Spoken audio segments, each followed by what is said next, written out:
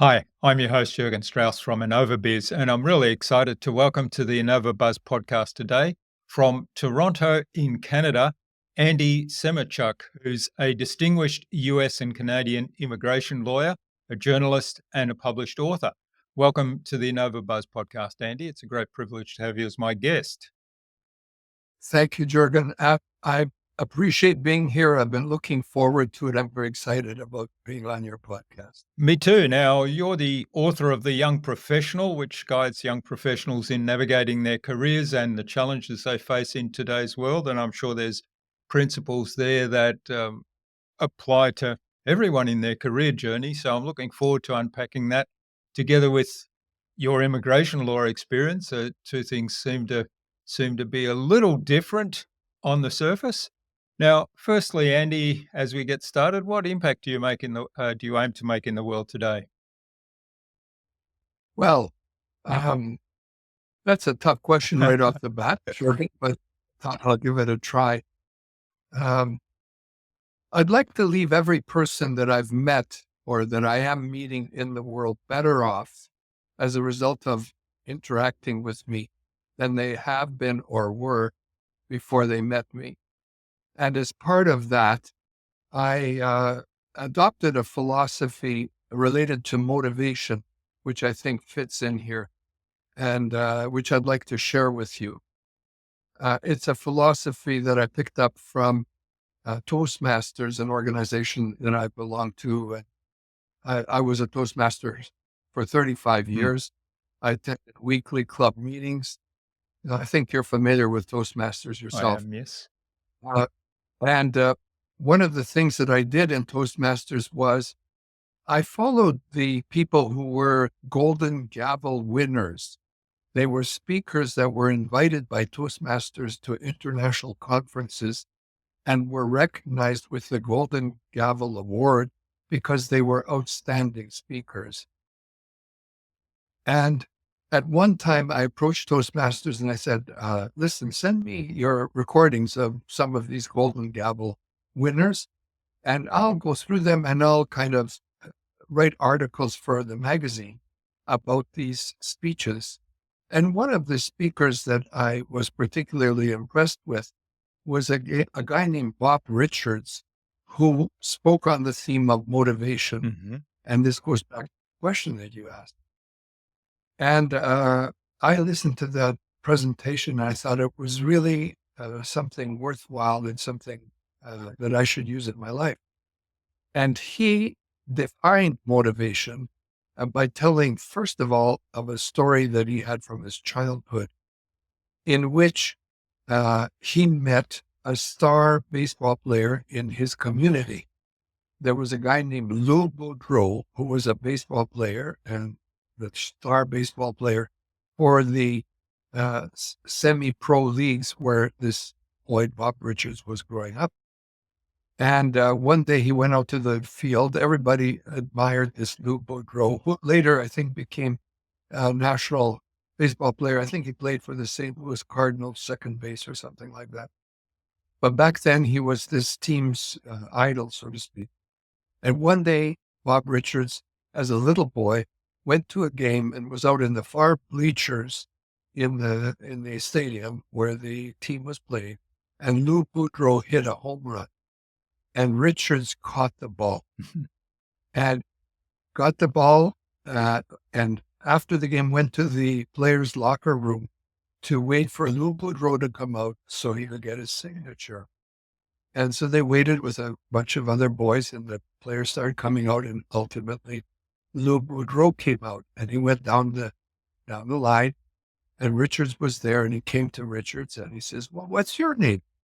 And Richards answered, Bobby Richards. And Lou Boudreau said to him, "Well, what would you like to be when you grow up?" And little Bobby said, "Well, I would like to be a famous baseball player." And Richard said to him, "That's great, Bobby. I think one day you're going to be really great." And he took his baseball and he signed it. And Richards, in his presentation, shared how meaningful that little pat on the back from his idol was to him in terms of motivating him as at that time, a small kid wishing to become someone important in life. And then later in the presentation, he talked about motivation in this sense. He related another story, and it was that back at that time, that he was talking about, there was a bit of an economic downturn. Things were not as good as they normally were. And the newspapers were looking for an explanation of what's missing, what is needed to turn things around. And as they searched around, they approached three economists. And the three economists said the same thing. What's missing is motivation. Motivation to get the economy to turn around. Maybe something like what we need right now in our economy. And so he went on to say, well, what is motivation? And he described it this way.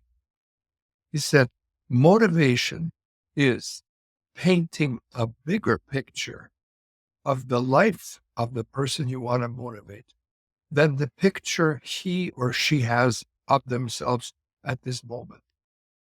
And the key moment of motivation is when that person seizes that bigger picture and devotes themselves to it. So, to answer your question, that's a long answer, but to answer, I would like to be such a person to paint bigger pictures for the people that I meet, to motivate them to seize on that picture and pursue it in their lives. Yeah, that's fabulous. So great.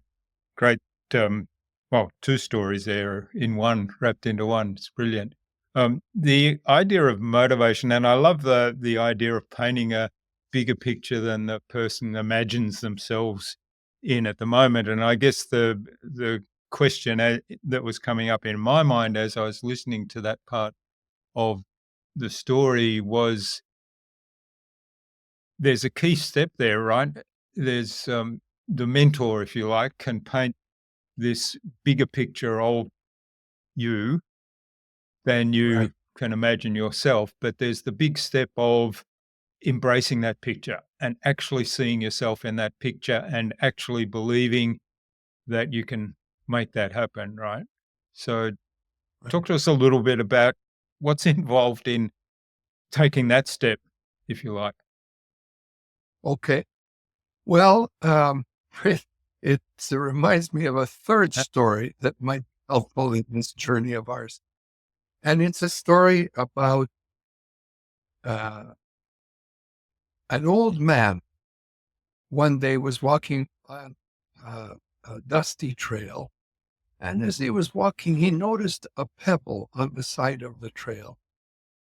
And as he spied that pebble and looked at it carefully, he recognized it and he picked it up and put it in his pocket and quickly walked home back to his little hut. And he sat down at his kitchen table, lit up a candle and took the pebble out, took a handkerchief and started rubbing pebble. And soon after he started rubbing, the pebble started to glow and pretty soon started to shine. And in shining, it reflected the light from the candle up onto the ceiling and onto the walls to a rainbow of colors. And that story is a metaphor for us in our lives. We're sitting here in our lives waiting for someone, a master, like that old man, to come along and recognize the beauty in ourselves. And if we're lucky, such a master will come into our lives and reaffirm who we are and pull out of us the beauty of our lives. But we're not only like the pebble, we are also like the master in the sense that we can go out and shine, rub off the dust in other people and have their beauty shine as well. It's a two-way street. Mhm. You can be the pebble and you can also be the master. And so in terms of motivation. You can go out and motivate people, but in the interaction with people, you can also be motivated by them, be open to be motivated by them, and in that way, uh, move along in your life. There's there's a Zig Ziglar saying that I love, and it's that you can get anything you want in life so long as you help enough other Mm. people get what they want. Um, and there's the opposite philosophy of that, which is give me what I want and to hell with everybody else. So we need more of the Yeah. first and less of the second in terms of how we approach life and how others approach life. Mm. Yeah, I love the pebble metaphor as well, and particularly what you said there about that we can all uh, obviously benefit from such a mentor who kind of shines the pebble and brings out that inner sparkle, that inner glow, and that inner um, brightness, whatever it may be. At the same time, we can also act as that person for other people. And I always encourage people, and like you said, I'm familiar with Toastmasters too, and we run a pretty active mentoring program in our Toastmasters club. And I'm always encouraging relatively young people who maybe only have a year's experience in Toastmasters of being mentor for the newer members. And usually the response is, oh, I don't have enough experience to do that. And my response is, but you're a year ahead of that other person. And the important point that I want to make is that in mentoring others, you actually learn a hell of a lot about yourself as well. So it's That's almost true. like in the pebble story, the metaphor. It's not just glowing on the ceiling; it's also reflecting back to you. Yeah. There's another saying that comes to mind in this discussion, which is I think it was Dag Hammarskjöld, the former Secretary General of the United Nations.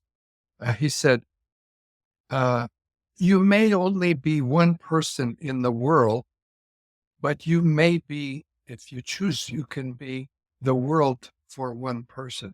Mm, I think that applies here too. You can do a heck of a lot, even if you just choose to help one individual in life. yeah, yeah. That's haven't heard that one before. I like that. Right. Excellent. One of the things, and I know your book is all about helping young professionals navigate their challenges, and I'm sure mentoring is a big part of that. One of the things in reflecting back on my career, I guess, was I was always I was never active in asking for someone to be my mentor.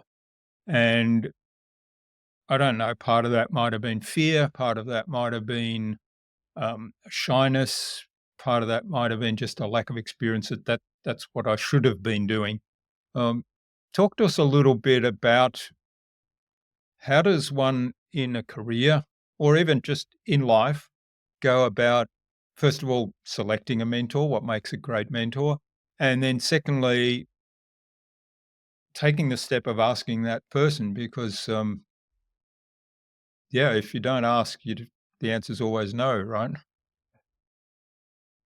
I'll confess to you that I had the same fears, and I regret in my life that I was not as aggressive as perhaps I could have been in reaching out for mentors.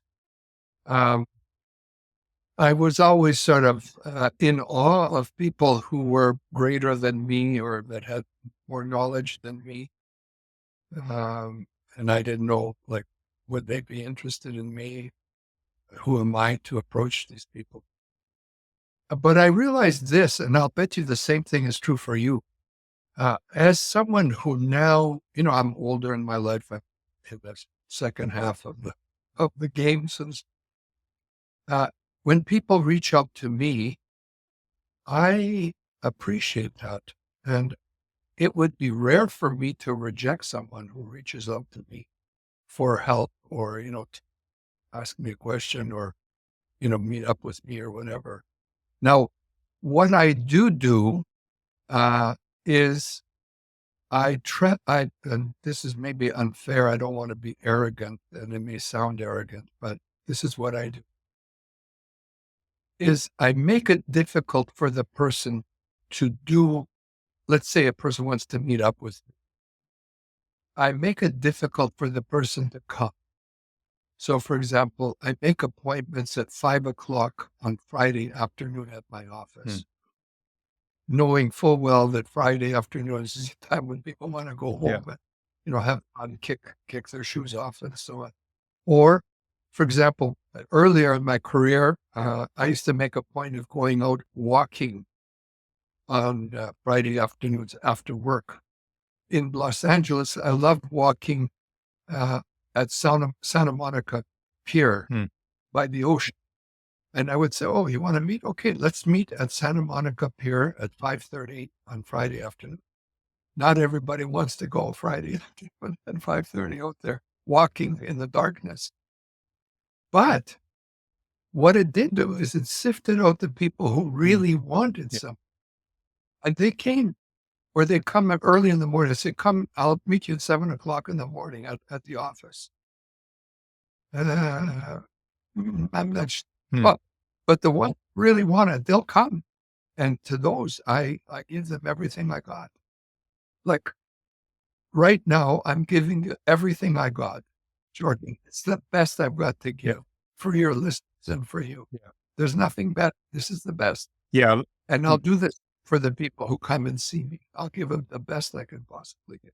Yeah, I love that idea of, well, you call it making it difficult, but basically you're testing their commitment, aren't you? And Yeah. and I mean, I don't see that as arrogance because I recently asked a few people if it was okay if I assigned them a different mentor, and this was within the Toastmasters thing. And my reasoning was this: I've already got so many people. I want to invest my full energy and the appropriate amount of time in each of the people I'm mentoring. And the more I take on, the more difficult that becomes for me, and therefore the less useful I am to each mentee. And so that's my argument of, okay, I've got to at some point find that balance between, do I have enough energy, enough time, enough drive, enough motivation to take on some more people, knowing full well that it's my full intention to give them everything I've got, just like you're saying. So finding that balance, and so I think finding some way of testing who's absolutely 100% committed to being mentored, to the relationship, to doing the work that they ultimately end up needing to do to get to where they want to get to, is, I think, is fine. Yeah, and don't forget, I have to show up at 7 in the morning or That's 5. right. Yeah. Right. Not exactly a pleasure always for me either, But I figure if I'm paying the price, they're paying the price. Okay, it's a fair deal, kind of. Yeah. Great. Well, let's come back to the idea of mentoring and what makes a good mentor. What do you see as the qualities of a good mentor, so that people who maybe feel I'd sounds like something I'd like to do, but I'm not sure I'm good enough, or whatever it might be that's holding them back? Well, that's a difficult question. Also, you pose some deep questions. I would say a good mentor is someone who has a good character. And my measure of a good character might be summarized in the following way.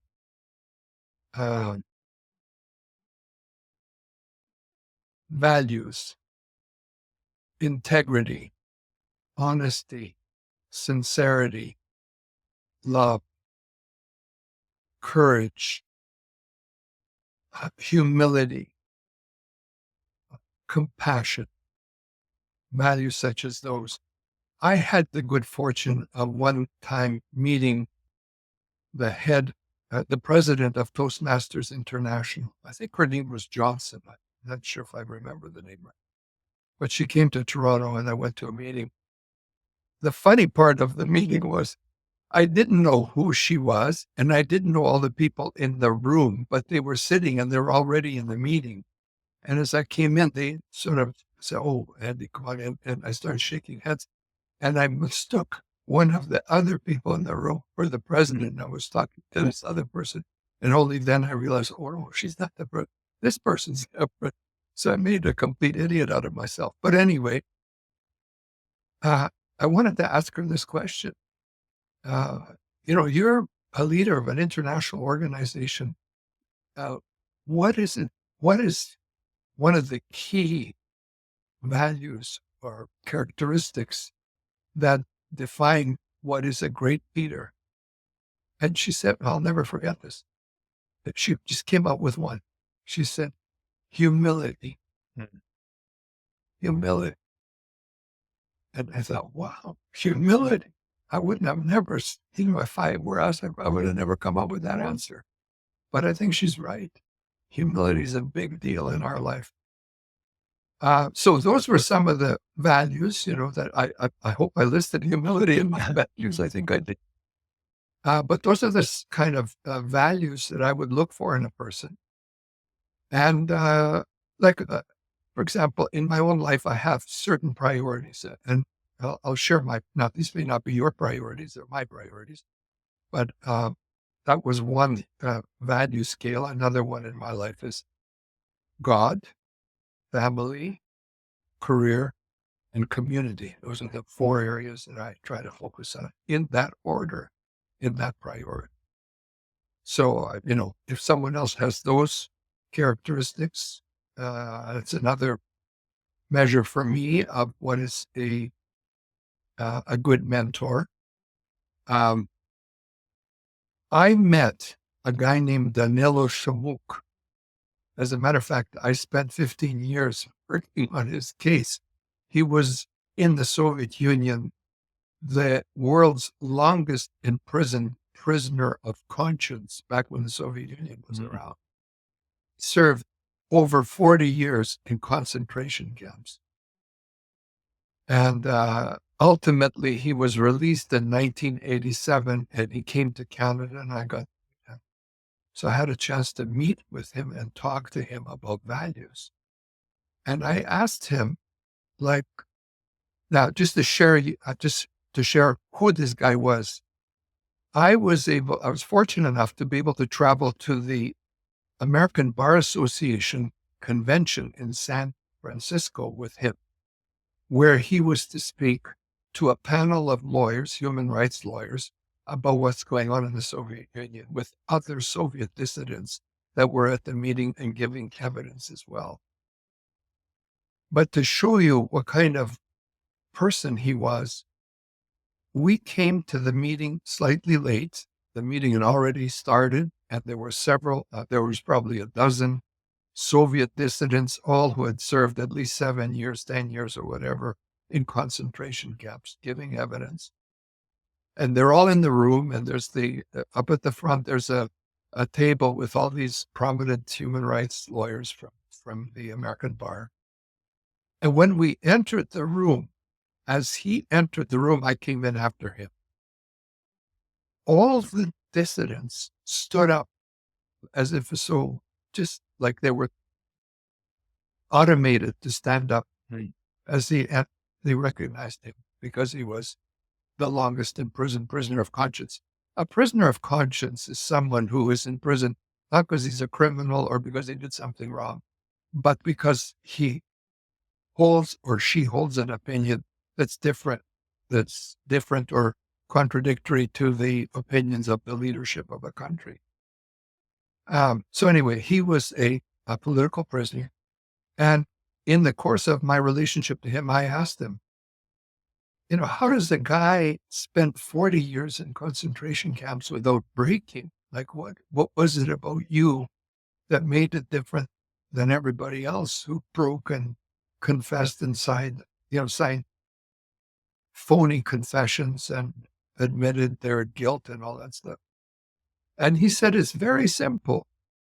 He said, in many cases, the people value carnal values higher than spiritual values. Carnal values, things like physical comfort, safety, like sex, food, clothing, whatever, higher than spiritual values, like your integrity, your honesty, your decency. But in my case, he said, I was not prepared to compromise my spiritual values for anything. Now, very few of us are going to be as strong a Mm. character as the Shum was. But I don't know if I could be that strong.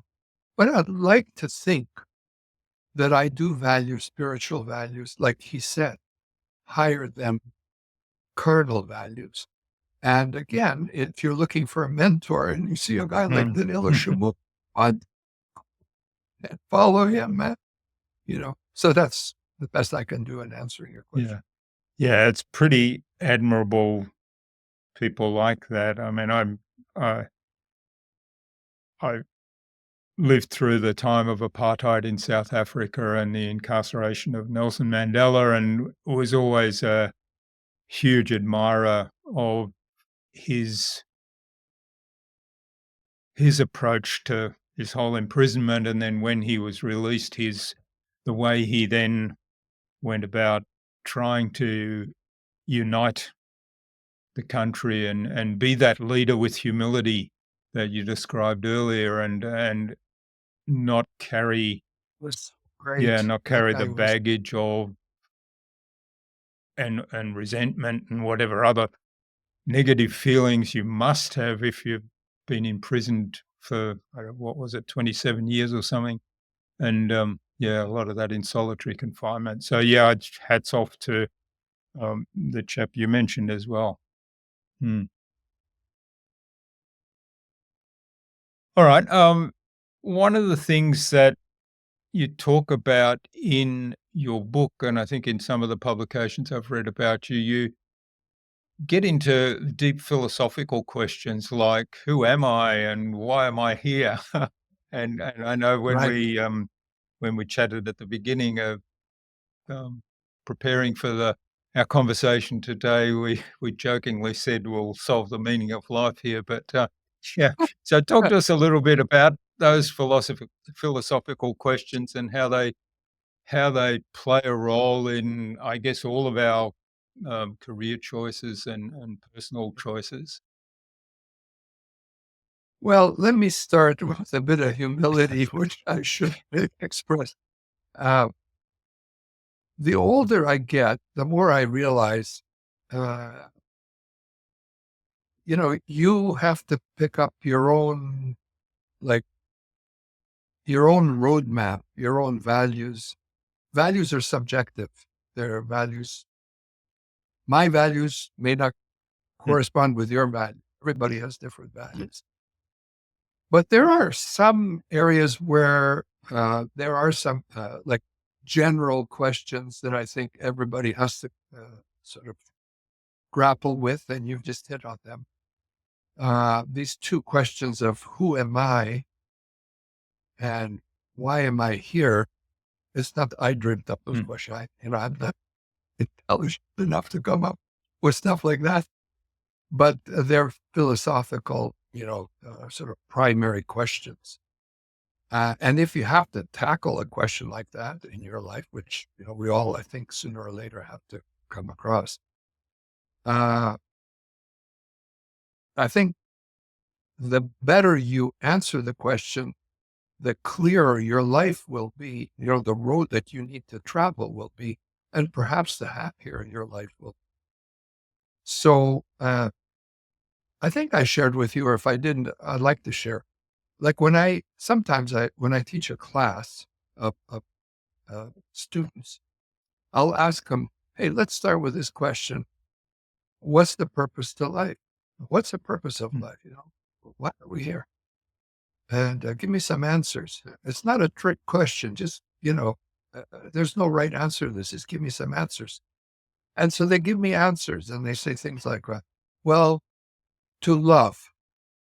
or to be as great as you can be, to reach for the stars, and to select meaningful goals, progressive, meaningful goals, and achieve them, or to love, to procreate, to study, to love, to procreate, and to leave a legacy, and so on. And they're all good answers. Those are some pretty good answers. And then I have this kind of an answer. It's not a perfect answer. It's not the full answer, but my answer, a good one, is to find your God-given unique ability and to put it into the service of others is, I think, part of the answer, a piece of the life puzzle. And then you go from there, and you got to ask yourself, well, what is my unique ability? And that's a search that's not easy to undertake, but I have a method I can suggest for you. And if you let me, I'll just go through the Sure. method here. Okay. So if you took me, you put my name on the top of a piece of paper, Andy Semotiuk, and then you numbered down the side of the paper, 1, 2, 3, 4, 5. And I started putting in answers to the question, what are my skills and abilities? What are the best skills and abilities that I have? We go down the paper. I'd put things like making peanut butter and jelly sandwiches, riding a bicycle, speaking English, writing an article, and so on, practicing law or whatever it is. I'd make a list. But since we don't have a lot of time, what I'm going to propose is that, let's imagine I have a computer right over here beside me. This is a fantastic computer that has access to everything in the world about Andy Semotiuk. It's connected to all the health databases, all the educational databases, police databases, whatever it is. Every library in the world, it's got all the answers there. And we asked that computer, listen, we're in a hurry. Can you make a list of all of Andy's skills and abilities? I'd suggest to you that it would make a long list. And then we would say to the computer, you know what, this list is so long. Let's categorize it into 4 categories: incompetent, competent, excellent, unique ability. Can you pop this out into one of those 4 categories, each one into one of those 4 categories? Well, he would do that, let's say, in 5 seconds. And now we got this sort of matrix or whatever, a graph. I'd suggest to you that if we had such an exercise and such a computer, what would happen is the visual you would get at the end of it is that it would categorize all these things into kind of a bell curve. In the incompetent category, there'd be a few things. In the competent, a lot more things. In the excellent, a lot of things. And then in the unique ability, a few things as well. Would you agree that that's likely? Yeah. Oh, and if that's the case, now, for example, in my case, if the computer was looking at it, it would put in the incompetent category. Let's see, doing income tax returns. I know I'm incompetent. The computer would know I'm incompetent. My accountant knows I'm incompetent. IRS knows I'm incompetent, and the world knows I'm incompetent. And in the middle, the peanut butter and jelly sandwich, riding a bicycle, and all this other stuff would be there in the middle in the bell curve. And over on the other side would be unique ability. Now, in my case, and there's a lot of story behind this, but I'm just going to declare that I think my unique ability is communication skills. In writing, it's communication by writing. I write for Forbes. I've been writing for Forbes for 10 years. I'm a former UN correspondent. I've written 4 books. Those are signals that I probably have a unique ability in that category. On the speaking front, I was a Toastmaster for 35 years. I got this award that's up here up my shoulder the Distinguished Toastmaster Award, which is the highest award you can get in Toastmasters for speaking and also leadership. And now it took me 35 years to get that one. There are Toastmasters that get that in 6 months. But anyway, that's another signal that probably that's an area where I have some unique ability.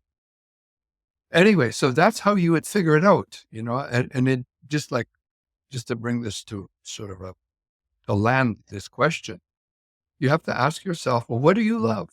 What are you good at? What do other people say you're good at? What would you do even if you weren't paid just because you love doing it? What activity do you love so much that when you do it, time dissolves and you may be spending like 2-3 hours at it, but when you come out of it, you look at your watch and you think, I thought I was only there for 20 minutes and it's 3 hours later. Those are signals that you're in your unique ability. It's sometimes called flow or the zone. Athletes call, when they're playing their best, sometimes they say they're in their zone, like tennis players. They're really just doing so well when they're playing their zone. That's a signal they're in their unique ability. And so that's what I'm all about, trying to find your unique ability and putting it into the service. Wonderful. All right. Well, this is absolutely fascinating. I could go on talking for ages about these questions and digging into the meaning of life, but certainly the idea of values and unique abilities, and I love the approach you took there. I'm sort of half tempted to go into one of the large language models and see what they can come up with when Oh, we ask those sort of questions.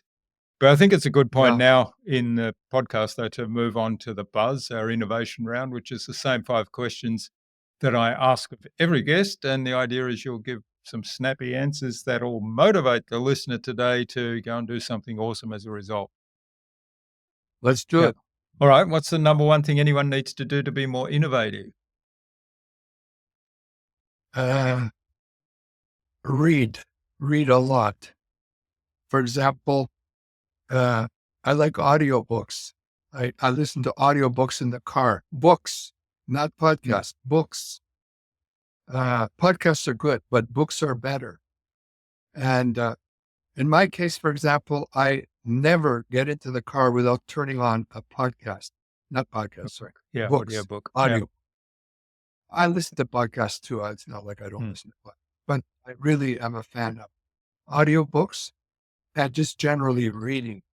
I would say that's the number one thing in terms of making your life Yeah, best. that's wonderful. I love audiobooks, and like you, I hardly ever get into the car without turning on an audiobook. Yeah. Yeah. Mm.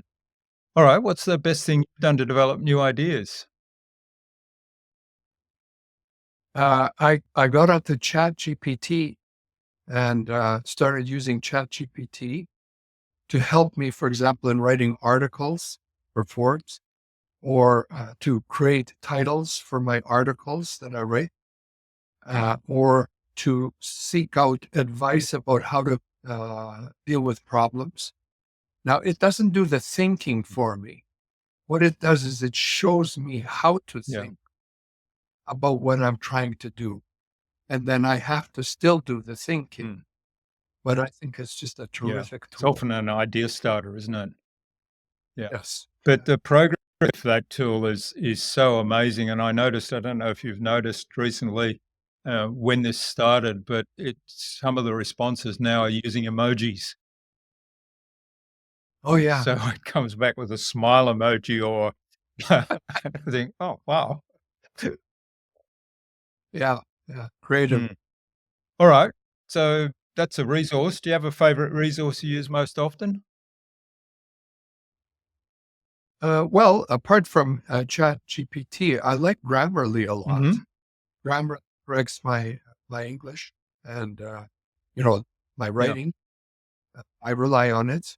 I gather that there are better programs than Grammarly now. I've been looking around. There are good programs, including Mm. ChatGPT. for correcting your language and getting it down right. But I would go with Grammarly as an example of one of the better Yeah, ones. great. And as a writer, I'm sure that's hugely valuable. I know when I I use ChatGPT a lot to take something I've written and say, "Can you express this in a more coherent and a more engaging way?" Or I might say, "Hey, I want this to sound more serious." If it's Yeah, a request for somebody to do some action that's supposed to be a little bit of a prod, I'll say, "Can you make this sound more serious and still professional?" And I find that's really helpful. So I correct, and it often corrects grammar as well because my grammar's not all that good. Yeah. right. All right. What's the best way to keep a client on track, or let's say a mentee if you're mentoring someone? Well, I'll tell you of an experience I've had recently that answers that question. There's a young, I don't know if I've mentioned, I'm Ukrainian in background. I'm from Canada. I was born in Canada, but my folks came from Ukraine.